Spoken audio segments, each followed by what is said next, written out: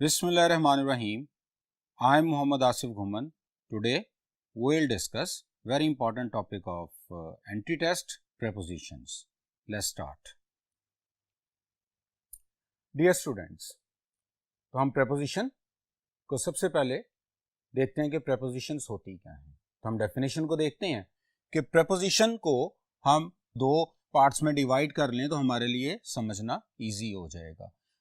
First is pre, जिसका मतलब before होता है, और सेकंड इज पोजीशन, जिसका मतलब प्लेस. ऐसा वर्ड जो किसी दूसरे वर्ड से पहले प्लेस किया जाए जो कि नाउन होता है, उससे हम प्रेपोजिशन कहते हैं. तो हमने प्रेपोजिशन को दो पार्ट्स में डिवाइड करके इसकी डेफिनेशन को देखा कि ऐसा एक वर्ड जो यूज किया जाता है किसी नाउन से पहले. तो इसकी डेफिनेशन देखिएगा. A word that is used before a noun, ये हमेशा एक नाउन से पहले यूज होना चाहिए. That is used before a noun and shows its relation to another word of the sentence. इन तीन बातों को याद रखना चाहिए. नंबर वन, कि इसे किसी वो वर्ड जो प्रेपोजिशन कहलाएगा वो हमेशा किसी नाउन से पहले यूज होगा, फिर उस नाउन का रिलेशन किसी दूसरे वर्ड से शो करेगा. अगर ये दो फंक्शंस पूरे करता है तो वो वर्ड प्रपोजिशन कहलाता है. देखिए एग्जांपल को देखते हैं. He goes to college by bus. अगर हम देखें तो यहाँ पे टू हमारे पास प्रपोजिशन है और बाय प्रपोजिशन है, लेकिन ये प्रपोजिशन तब तक बनेगी जब ये हमारे इन दो कंडीशंस को पूरी करेंगे. नंबर वन, कि इसके इस वर्ड के बाद नाउन आना चाहिए और वो किसी दूसरे वर्ड से रिलेट भी करता हो. तो इस तरह से अगर हम देखें तो अगर सबसे पहले देखें टू के बाद कॉलेज है और बाय के बाद बस है, तो ये दोनों नाउन्स है. तो एक कंडीशन पूरी हो गई. अब कॉलेज किसकी डेस्टिनेशन है? ही की. तो इसका मतलब कि कॉलेज और ही का रिलेशन है. अब बस के जरिए सोर्स है, तो बस के जरिए कौन कॉलेज जाता है? तो ही जाता है. तो इसका मतलब ही और बस का भी रिलेशन है. ही और बस का रिलेशन बाय बताता है जो प्रेपोजिशन ऑफ सोर्स है, और टू और कॉलेज का रिलेशन टू बताती है जो कि प्रेपोजिशन ऑफ डेस्टिनेशन है. तो इस तरह से हमने देखा कि वो वर्ड जो किसी नाउन से पहले यूज हो और उस नाउन का रिलेशन किसी दूसरे वर्ड ऑफ सेंटेंस के किसी दूसरे वर्ड से उसका रिलेशन शो करें, उसे हम प्रेपोजिशन कहते हैं. आगे देखते हैं कि अभी हमने देखा कि टू के बाद नाउन कॉलेज यूज हुआ और बाय के बाद बस यूज हुआ. तो वो नाउन जो कि प्रेपोजिशन के बाद यूज होते हैं उसे कहते हैं object of preposition. Noun that is use just after preposition. जैसे कॉलेज है, ये ऑब्जेक्ट है टू का. बस है, ये ऑब्जेक्ट है बाय का. तो जो भी नाउन प्रेपोजिशन के बाद यूज होता है उसे ऑब्जेक्ट ऑफ प्रेपोजिशन कहते हैं. अब हम यहां पे एक बहुत इंपॉर्टेंट पार्ट डिस्कस करने जा रहे हैं. कि सेम वर्ड प्रेपोजिशन भी हो सकता है और एडवर्ब भी हो सकता है. तो हम उसको किस तरह से पहचानेंगे? Let's see. प्रेपोजिशन और एडवर्ब, यहां पे हम ये डिसाइड करेंगे कि किस तरह से हम ये आइडेंटिफाई कर सकें कि वेदर ये प्रेपोजिशन है तो या एडवर्ब है. तो उसके लिए हम यहां पे इन सेंटेंस को देखते हैं. He went into his office, और दूसरा लिखा है ही वेंट इन. अब अगर यहां पे हम देखें तो इनटू हिज ऑफिस में इनटू के बाद ऑफिस नाउन है, और वो वर्ड जिसके बाद नाउन आ जाए वो प्रेपोजिशन है, और इनके बाद नाउन मिसिंग है. और अगर नाउन मिसिंग है तो इसका मतलब है ये प्रेपोजिशन नहीं होगी बल्कि ये एडवर्ब होगा. तो हमारे पास नाउन आइडेंटिफिकेशन के लिए आ गया. अगर तो वर्ड के बाद नाउन है तो वो प्रेपोजिशन है, और अगर उसके बाद नाउन नहीं है तो वो एडवर्ब है, उसे एडवर्ब पार्टिकल कहते हैं. He went into his office में इनटू प्रेपोजिशन है जो कि ये नाउन की वजह से हमें पता चल रहा है, और ही वेंट इन में इन एडवर्ब पार्टिकल है जो कि हमें पता ये स्पेस बता रही है जहां पे नाउन नहीं है. अगर नाउन नहीं होगा तो एडवर्ब पार्टिकल होगा, अगर नाउन है तो वो प्रेपोजिशन होगी. अब हम देखते हैं रूल ऑफ नाउन को. अब हम देखते हैं रूल ऑफ प्रेपोजिशन को। प्रेपोजिशन का एक जनरल रूल ये है कि प्रेपोजिशन के बाद हमेशा एक नाउन यूज होता है। वो नाउन किसी भी फॉर्म में हो सकता है, किसी भी टाइप में हो सकता है, वो नाउन प्रोनाउन भी हो सकता है, वो जेरेंड के तौर पे भी आता है, और उसके बाद नाउन फ्रेज भी हो सकता है और नाउन क्लॉज भी हो सकता है। तो प्रेपोजिशन के बाद हमेशा नाउन या नाउन इक्वल आना चाहिए। वो नाउन भी, नाउन की एनी टाइप ऑफ नाउन आ सकता है, वो प्रोनाउन, अगर प्रोनाउन आएगा तो वो ऑब्जेक्टिव केस में आएगा, प्रोनाउन अपने ऑब्जेक्टिव केस में आएगा। फिर gerund, gerund verb plus verb की first form plus ING is equal to noun, उसे जेरेंड कहते हैं। तो नाउन के बाद जेरेंड भी आ सकता है। इसी तरह से फ्रेज और क्लॉज भी नाउन के बाद आ सकते हैं, तो वो फ्रेज नाउन फ्रेज होगा और वो क्लॉज नाउन क्लॉज के तौर पे आएगा जो प्रेपोजिशन के बाद आते हैं। इसी तरह से हमारे पास एक प्रेपोजिशन है टू। प्रेपोजिशन टू जो है ये नाउन के तौर पे, अगर इसके बाद नाउन आएगा तो ये प्रेपोजिशन होगी, और अगर इसके बाद फर्स्ट फॉर्म ऑफ वर्ब आएगी तो ये इन्फिनेटिव होगा। तो प्रेपोजिशन टू जो है ये दो तरह से फंक्शन करती है, ये प्रेपोजिशन के तौर पे भी फंक्शन करती है और ये इन्फिनेटिव के तौर पे भी। या तो इसके बाद नाउन आएगा, नाउन है तो ये प्रेपोजिशन है, और अगर नाउन नहीं, वर्ब की फर्स्ट फॉर्म है, तो ये इन्फिनेटिव के तौर पे आता है। अब हम नेक्स्ट देखते हैं। जी स्टूडेंट्स, यहां पे हम डिस्कस करेंगे यूज ऑफ प्रेपोजिशन को। प्रेपोजिशन को हम 6 पार्ट्स में डिवाइड करके डिस्कस करेंगे। वो 6 पार्ट्स कौन कौन से हैं देखिए। Preposition for location, preposition of direction, preposition of time, preposition of verb, preposition collocation, preposition for special relationship. अब इसमें कौन कौन सी आती हैं? लोकेशन में इन, ऑन और एट आएगा, डायरेक्शन में in, into, on to, to और टूवर्ड आएगा, टाइम में इन, ऑन और at, within, by, for, since, for, from और टू आएगा, वर्ब में at, for, about, of, with, preposition colocation में to, on, for, at, spatial relationship में around, along, with, against, out of, across, through, above, over, behind, under, beneath, beside, off, near by, in front of, between, among and so on. तो इस तरह से ये हमने एक list general सी एक देखी, जो कि डिफरेंट पार्ट्स में हम इसको आगे फर्दर डिस्कस करने जा रहे हैं। सबसे पहले हम डिस्कस करेंगे प्रेपोजिशन ऑफ लोकेशन में, जिसमें 3 प्रेपोजिशन आती हैं, ऑन, इन और एट। ऑन सरफेस के लिए यूज होता है, इन एनक्लोज्ड एरिया के लिए यूज होता है, एट पॉइंट के लिए। ऑन में अगर हम देखें तो ये एक पर्सन रोड पर है, और ये रोड पर है, तो अब यहाँ पे अगर आप देखें तो इसको किसी तरफ से कोई कवरिंग नहीं है। तो जब कवरिंग ना हो तो हम ऑन की प्रेपोजिशन करते हैं, he is walking on the road, he is standing on the road. तो इस तरह से हम इसको ऑन करते हैं। जैसे ये मार्कर्स मेरे हाथ पे हैं, तो ये सरफेस के ऊपर हैं, इसलिए markers are on my hand. तो अब यहाँ पे हमने ऑन को डिस्कस किया।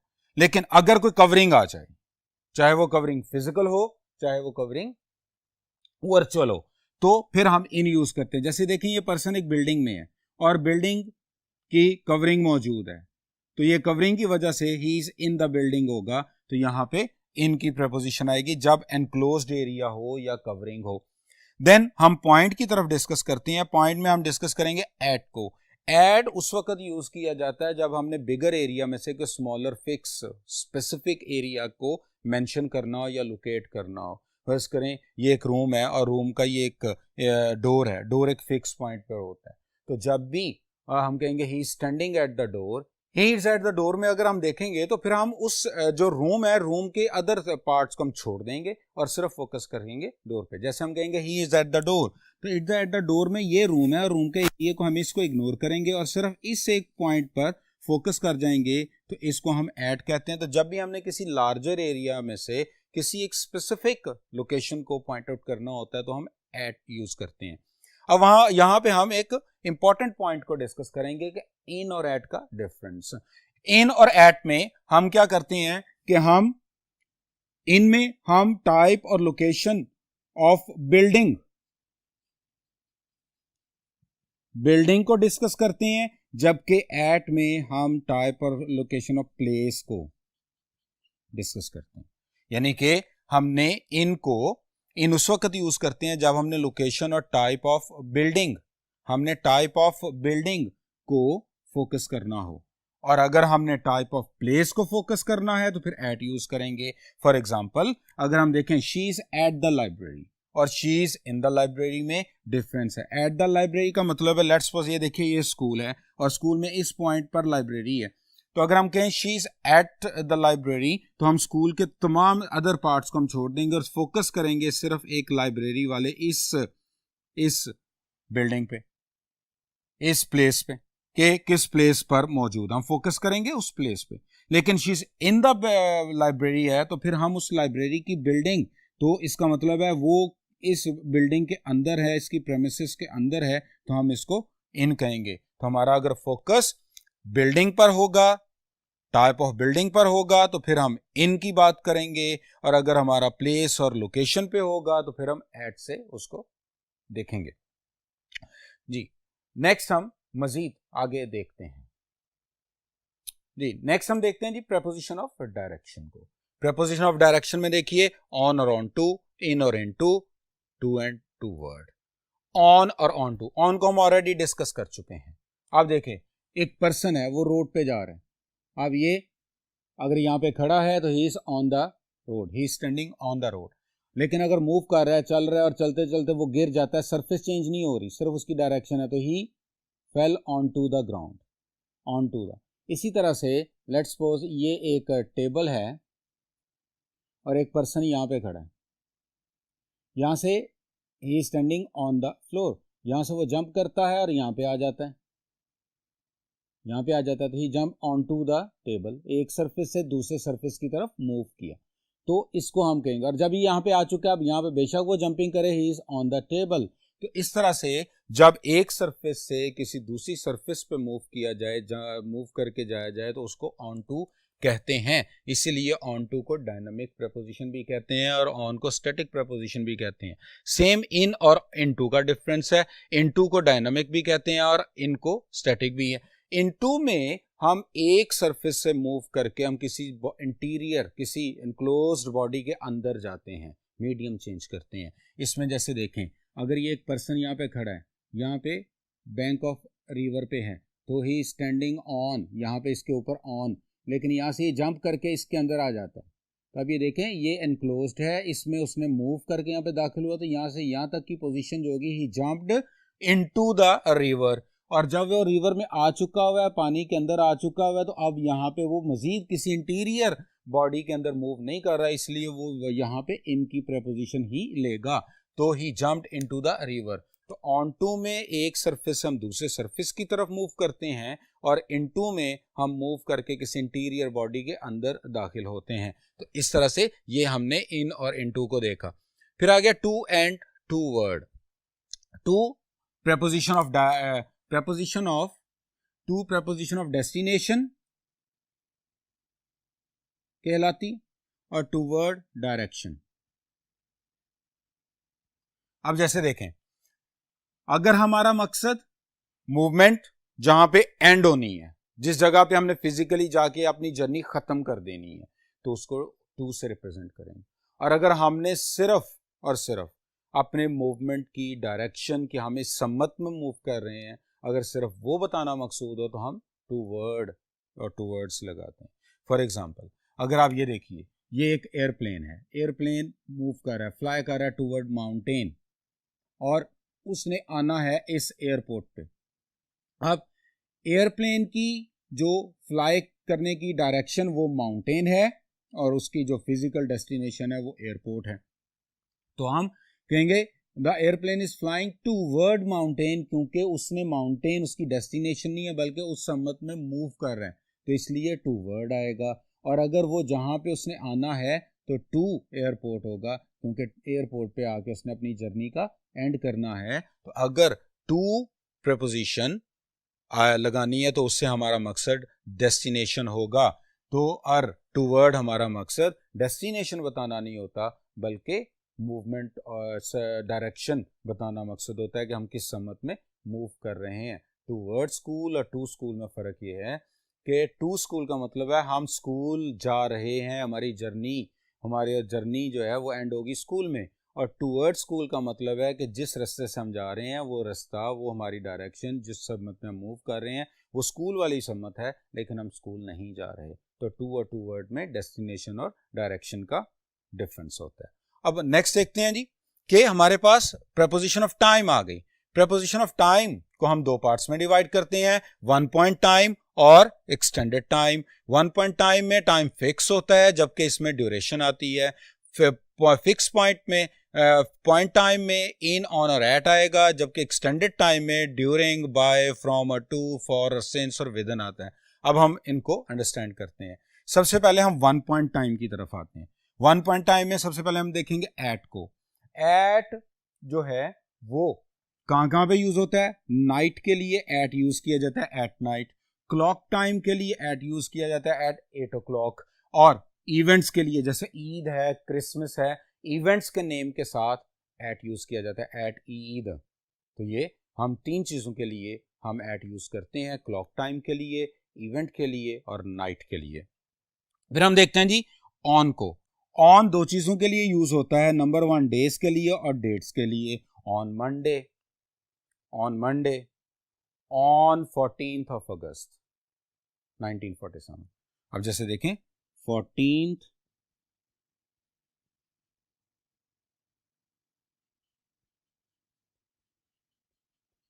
इसमें आप देखें इसमें ईयर भी है, इसमें मंथ भी है, इसमें डेट भी है।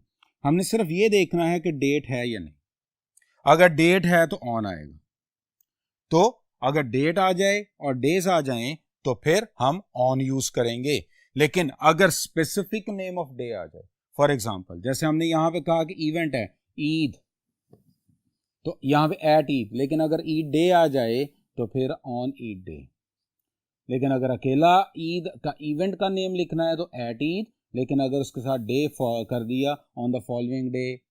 तो इस तरह से अगर नेम ऑफ पर्टिकुलर डे आ जाए तो फिर हम ऑन यूज करेंगे। ऐसा अब हम देखते हैं जी इन को। इन मंथ्स के लिए इन यूज होता है, इन जून, ईयर्स के लिए इन 2020, डेकेड्स के लिए, सेंचुरीज के लिए, सीजन के लिए और पार्ट्स ऑफ डेज के लिए हम इन यूज करते हैं। पार्ट्स ऑफ डेज में मॉर्निंग के लिए इन यूज किया जाता है, आफ्टरनून के लिए इन यूज किया जाता है, इवनिंग के लिए इन यूज किया जाता है, नून के लिए एट यूज किया जाता है और नाइट के लिए एट यूज किया जाता है। तो इस तरह से हमने देखा कि एट, ऑन और इन को हम किस तरह से यूज कर सकते हैं। अब आते हैं हम जी एक्सटेंडेड टाइम। एक्सटेंडेड टाइम में टाइम एक्सटेंड करता है, टाइम ड्यूरेशन होती है। उस टाइम को अगर हम देखें तो since, for, from, to, by और ड्यूरिंग। अब सिंस पर्टिकुलर टाइम होता है in the past till later time और अप टिल नाउ तक। पास्ट से स्टार्ट होके अप टिल नाउ तक भी आ सकता है और एक लेटर टाइम के लिए भी हो सकता है। फॉर जो होता है use to show amount of time, और फ्रॉम स्टार्ट टाइम को कहते हैं, टू एंडिंग टाइम को कहते हैं, बाय जो होता है नॉट लेटर देन और बिफोर, यानी कि हम जो एंडिंग टाइम होता है उससे पहले पहले। और ड्यूरिंग जो होता है ये ड्यूरेशन देती है, यहाँ से वह स्टार्ट होगा और यहाँ पर एंड है, तो इसके दरमियान जो टाइम होगा during summer vacations, during summer vacation, जहाँ से समर वेकेशन स्टार्ट होंगी जहाँ पे एंड होगी, इसके दरमियान में जो है वो ड्यूरिंग। इसी तरह से अगर विदन को देखें तो विदन भी इसी तरह से होता है, will complete this task with in a year. तो हमारे पास 12 मंथ्स हैं, 365 डेज हैं। इन 365 डेज का जो टाइम की ड्यूरेशन है इसमें हमने अपने काम को कंप्लीट करना है, तो विदन इसलिए इस तरह से यूज होता है। अब हम आगे मजीद देखते हैं जी स्टूडेंट्स। अब हम पढ़ेंगे प्रेपोजिशन ऑफ वर्ब को। प्रेपोजिशन ऑफ वर्ब का एक ही पर्पस होता है, इसने वर्ब का ऑब्जेक्ट को इंट्रोड्यूस करना है। Preposition that introduces the object of verb is called preposition of verb. और इसमें हम ज्यादातर फ्रेजल वर्ब्स को डिस्कस करते हैं। फ्रेजल वर्ब में क्या होता है कि वर्ब के बाद प्रेपोजिशन लगी होती है और फिर आगे कोई ऑब्जेक्ट होता है और वो वर्ब का ऑब्जेक्ट के तौर पे प्रेपोजिशन उसको इंट्रोड्यूस करती है। तो इस तरह से ये फ्रेजल वर्ब है जो कि जो वर्ब की प्रेपोजिशन है ये वर्ब के ऑब्जेक्ट को इंट्रोड्यूस करवाती है, यानी कि यहाँ पे हमने किसी इनट्रांजिटिव वर्ब को ट्रांजिटिवली यूज करवाना होता है। ट्रांजिटिव वर्ब के बाद डायरेक्ट ऑब्जेक्ट है, जबकि इनट्रांजिटिव वर्ब के बाद डायरेक्ट ऑब्जेक्ट नहीं आता। लेकिन समटाइम ऐसी सिचुएशन आ जाती है कि जिसमें इनट्रांजिटिव वर्ब अपना मीनिंग पूरा उस वक्त तक नहीं करेंगे जब तक कि ऑब्जेक्ट नहीं आएगा, तो फिर उसको ऑब्जेक्ट की जरूरत होती है। डायरेक्ट ऑब्जेक्ट लगा नहीं सकते, तो फिर उसके बाद हम एक प्रेपोजिशन लगाते हैं और फिर आगे ऑब्जेक्ट लगाते हैं। तो इस तरह से हाँ वर्ब अपना मीनिंग कंप्लीट करता है। तो उसको फ्रेजल वर्ब भी इसी हेड में आ जाते हैं। जैसे यहाँ पे देखें, टेक ऑफ है, इसका मीनिंग बिगिन फ्लाइट है। Take up, begin to, begin a new hobby है। टेक ऑन का मतलब एक्सेप्ट अ जॉब होता है। टेक आफ्टर का मतलब रिजेंबल होता है। टेक ओवर, गेट कंट्रोल है। तो इस तरह से वर्ब के बाद प्रेपोजिशन चेंज होती जाएगी और उसका मीनिंग चेंज होता जाएगा, तो उसको हम फ्रेजल वर्ब कहते हैं और ये किसी इंट्रांजिटिव वर्ब को ट्रांजिटिवली यूज करवाता है। नेक्स्ट हम देखते हैं जी प्रेपोजिशन कोलोकेशन। प्रेपोजिशन कोलोकेशन में ये होता है कि इसमें आप देखें कि वर्ब के साथ प्रेपोजिशन चेंज होती हैं, मीनिंग चेंज हो रहा था। इसमें हम देखेंगे प्रेपोजिशन फिक्स रहती है, लेकिन वर्ड्स हमने यहां पे ये देखना है कोलोकेशन के किन किन वर्ड्स के साथ प्रेपोजिशन फिक्स होती है। उसमें जैसे टू है, जैसे ये टॉक टू होता है, लिसन टू होता है, स्पीक टू होता है, अडॉप्ट टू होता है, यानी कि इनके साथ हम टू यूज करेंगे तो ये प्रेपोजिशन कोलोकेशन कहलाएगी। इसी तरह से फॉर को देखें, इसके साथ तो ये किन किन से क्या फिक्स है, wait to, wait for, ask for, long for, vote for. इसी तरह से ऑन किसके साथ हो सकता है फिक्स, यानी कि agree on, rely on, depend on, congratulation on. तो इसको हम प्रेपोजिशन कोलोकेशन कहेंगे कि जिसमें हम, और इसमें हम एक लिस्ट भी इंट्रोड्यूस करवा देंगे जो कि आपके बोर्ड पे चल भी रही होगी। तो उसमें हम ये देखते हैं कि किन किन वर्ड्स के साथ फिक्स प्रेपोजिशंस हो जाती हैं। तो हमने यहाँ पे जस्ट एक उनको देखा, टू, फॉर और ऑन को। नेक्स्ट हम चलते हैं जी preposition of spatial relationship. Preposition of spatial relationship को हम तीन पार्ट्स में डिवाइड करते हैं। सबसे पहले लिमिट्स में तीन प्रेपोजिशंस आती हैं, अलोंग, अराउंड और विदन। अब यहाँ पे देखें, अलोंग को सबसे पहले इनको देखते हैं। यहाँ पे अगर हम देखें तो ये एक रोड है और ये एक रोड है, एक पर्सन इस रोड के बिल्कुल पैरेलल चल रहा है, तो he is walking along the road. तो जब भी हम किसी के पैरेलल मूव करेंगे तो हम अलोंग मूवमेंट करें। जैसे मैं अगर इस वॉल के साथ, इस बोर्ड के साथ चल रहा हूं, I am walking along the board, कि ये इसके मैं बिल्कुल पैरेलल मूव कर रहा हूं, तो ये अलोंग आ गया।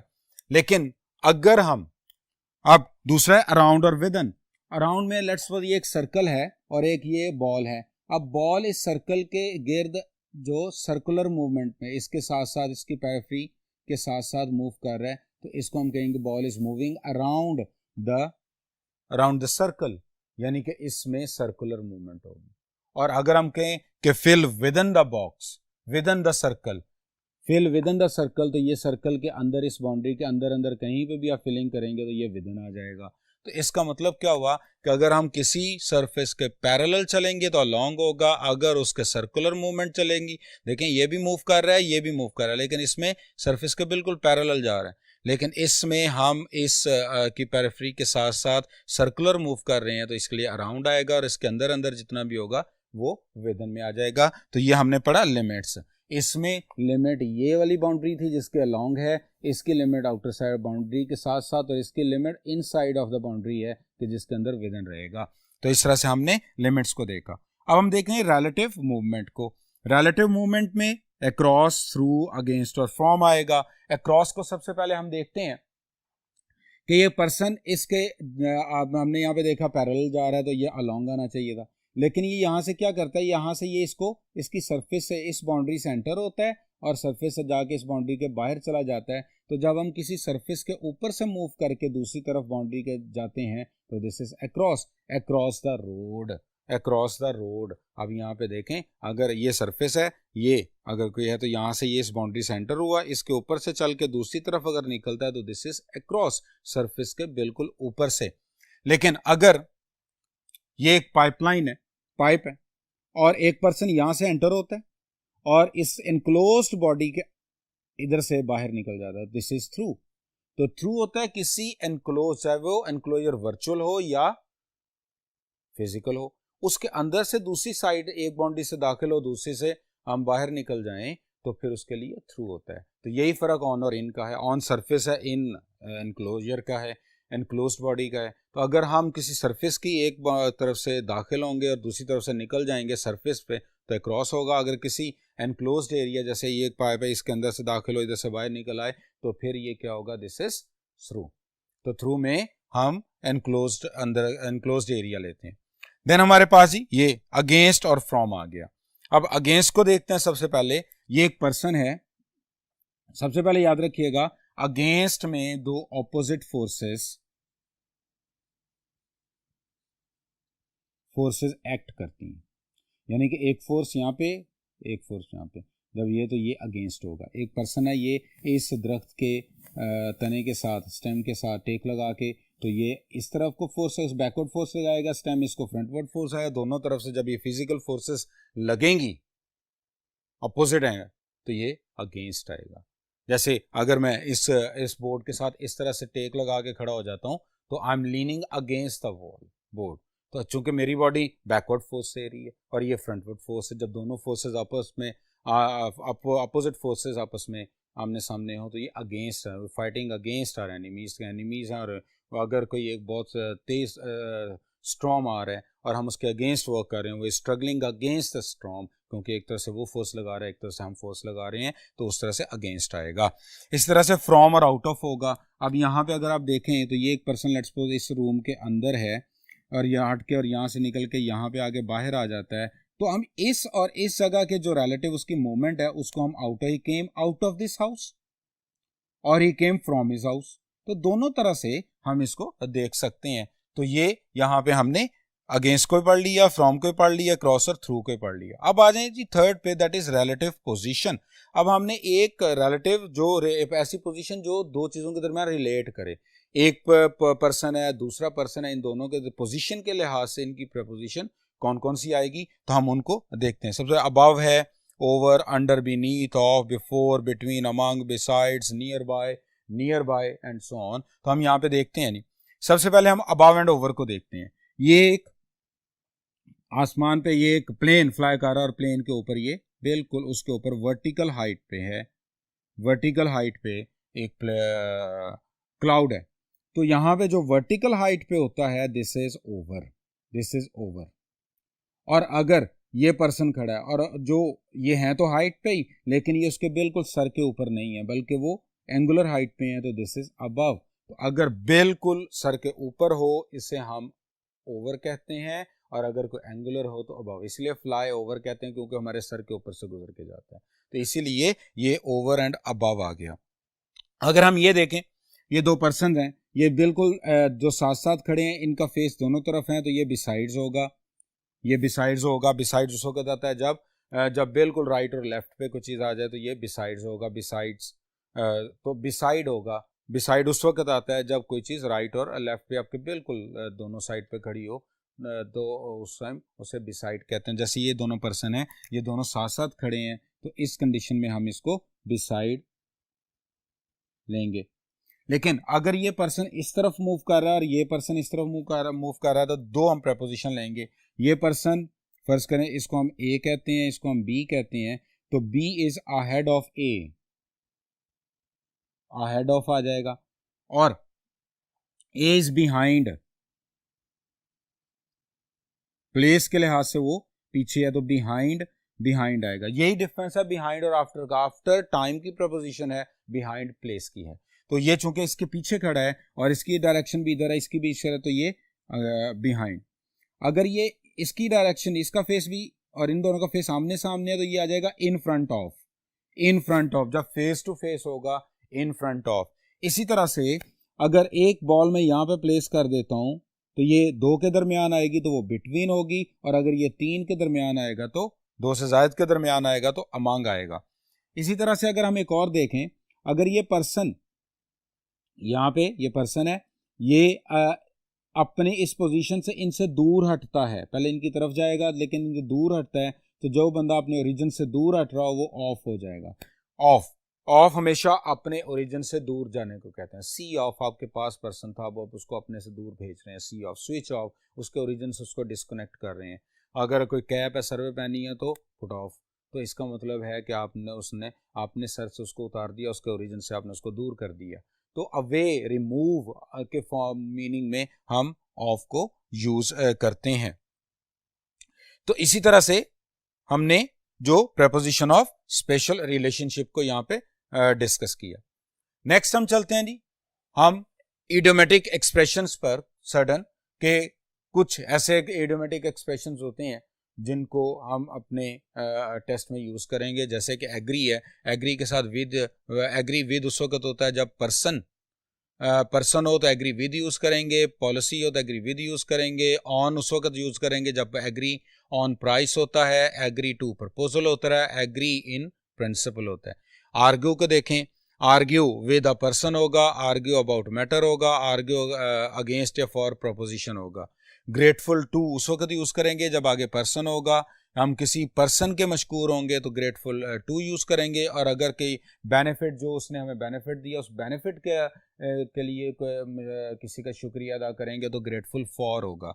इस तरह से पार्ट, अगर हम किसी पर्सन से अलहदा हों तो पार्ट फ्रॉम होगा, और अगर हम किसी थिंग की पोजेशन को किसी दूसरे को दे दें तो फिर हम पार्ट विद यूज करेंगे। तो ये कुछ सर्टेन इडियोमेटिक एक्सप्रेशन थे, और इसी तरह से बोर्ड पे आपको एक लिस्ट भी नज़र आ रही होगी कि जिसमें डिफरेंट इडियोमेटिक एक्सप्रेशन जो कि हमारे टेस्ट के लिए इंपॉर्टेंट हैं वो आप इसको गौर से देख लीजिएगा। अब हम लास्ट पॉइंट हम जो डिस्कस करने जा रहे हैं कि कुछ ऐसे वर्ब्स होते हैं जिनके साथ प्रेपोजिशन यूज नहीं करते। तो यहाँ पे हमने ये डिसाइड करना है कि वो कौन कौन से वर्ब्स होंगे जिनके बाद एक लिस्ट लिखवाई जाती है। हम लिस्ट की तरफ नहीं जाते, हम शॉर्टकट की तरफ जाते हैं कि हमने वर्ब के थ्रू देखना है कि प्रेपोजिशन लगेगी या नहीं। तो देखिए कि वर्ब जो है दो तरह के होते हैं, एक ट्रांजिटिव होता है, एक इनट्रांजिटिव होता है। ऐसा वर्ब जिसके बाद ऑब्जेक्ट आ जाए वो ट्रांजिटिव वर्ब होता है, और ट्रांजिटिव वर्ब के बाद प्रेपोजिशन यूज नहीं होती। यहाँ पे हमने जब हमने यहाँ पे प्रेपोजिशन ऑफ वर्ब पढ़ी थी तो हमने यही बात डिस्कस की थी कि अब हम जो इनट्रांजिटिव वर्ब होगा जिसके बाद ऑब्जेक्ट नहीं आ सकता और वो अपना मीनिंग भी पूरा नहीं कर रहा होता, और मीनिंग उस वक्त तक नहीं आएगा जब तक ऑब्जेक्ट लगेगा। तो इसलिए फिर प्रेपोजिशन उस प्रॉब्लम को सॉल्व करती है कि वो वर्ब के साथ अटैच होकर उसके ऑब्जेक्ट को इंट्रोड्यूस करवाती है। ये इनट्रांजिटिव वर्ब के लिए। लेकिन यहाँ पे क्या है कि वर्ब ट्रांजिटिव होगा, और वर्ब ट्रांजिटिव होगा तो फिर वो अपने बाद प्रेपोजिशन नहीं लेगा। जैसे कि रीच, अटैक, रिजेंबल अपने बाद प्रेपोजिशन नहीं लेते। लेकिन कुछ वर्ब्स ऐसे होते हैं जो कि एम्बी ट्रांजिटिव होते हैं, जो सम टाइम यूज में ट्रांजिटिव भी होते हैं और इनट्रांजिटिव भी होते हैं। जब वो ट्रांजिटिवली यूज होंगे तो फिर आप उनके बाद प्रेपोजिशन नहीं लगाएंगे, और जब इनट्रांजिटिवली यूज होंगे तो आप उनके बाद प्रेपोजिशन लगा सकते हैं। जैसे ही reached into his coat pocket, हमने फर्स्ट लेसन में पढ़ा था। He reached into his coat pocket कि उसने अपने हाथ को मूव किया और अपनी जेब से कुछ निकाला। इसका मतलब उसने बजाते खुद फिजिकली मूव नहीं किया था, तो इसलिए रीच के बाद इनटू आ गया। लेकिन अगर फिजिकली मूव करके किसी जगह पे जाया जाएगा, अराइव के मीनिंग में लेना है, उस टाइम वो ट्रांजिटिव हो जाएगा, तो उसके बाद रीच के बाद प्रेपोजिशन यूज नहीं होगी। तो यही इसमें मेन डिफरेंस था कि वो तमाम वर्ब जो कि ट्रांजिटिव होंगे उनके बाद आपने प्रेपोजिशन नहीं लगानी, और इन ट्रांजिटिव वर्ब के बाद प्रेपोजिशन आएगी, जैसे रीच, अटैक और रिजेंबल। तो यहाँ पे हमने अपना तमाम जो प्रेपोजिशन के टॉपिक को देखा, और इसमें उम्मीद है कि आप काफ़ी हद तक आपके इस टॉपिक की अंडरस्टैंडिंग डेवलप होगी। इंशाल्लाह अब हम इसके टेस्ट डिस्कस करेंगे। नेक्स्ट टाइम टेस्ट के साथ हाजिर होंगे इंशाल्लाह। अल्लाह हाफ़िज़।